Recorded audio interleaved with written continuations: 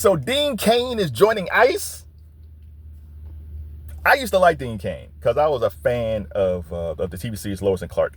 It has not aged. That show has not aged well, or neither has Dean Cain. But that show has not aged well. It was very campy. So back in the day, I watched it. It was Lois and Clark. It starred Dean Cain as Clark Kent, Superman, and the lovely Teri Hatcher as Lois Lane.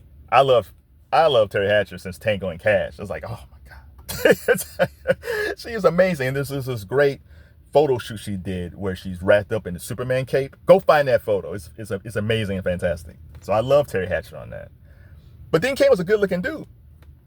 But then he started getting older, and he started gain weight, and he's not fat, but his face started to get jolly. And as he gained weight, he turned to Mr. Conservative. He turned to Kid Rock.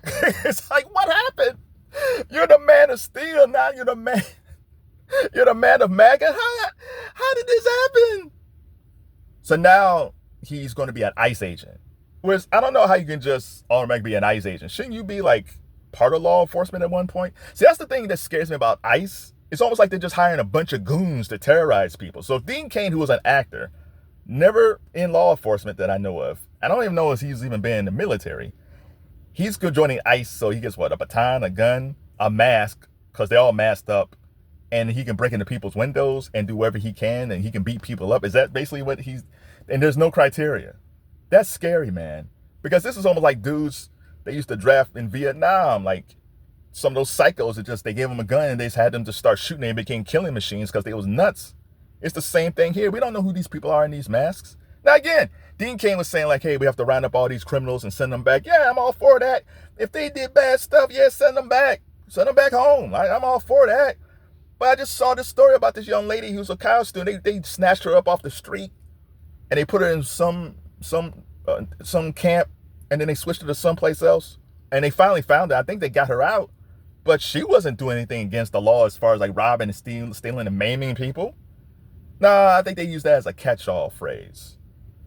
So no, man, this ain't good. And another thing about Dean Cain is also 3/8 Japanese. And so I made a good point. They said his people, his ancestors, they got caught up in the internment camps back in World War II, but they were just rounding up all the Japanese folks, Japanese American folks.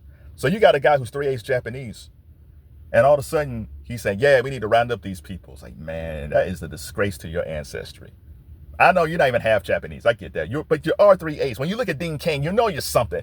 And imagine if Dean Cain was around back in World War II, and they look and say, you look a little Japanesey to me. Send them away. Like, these people who forget their ancestors and their past is amazing to me. It's the same thing when I see like Latino people who's on the border and say we need to lock these people up. It's like, so how exactly did your people come over here? It's like, yeah, we got to get these foreigners, these illegals out of here. It's like, bruh, how did your grandparents come over here?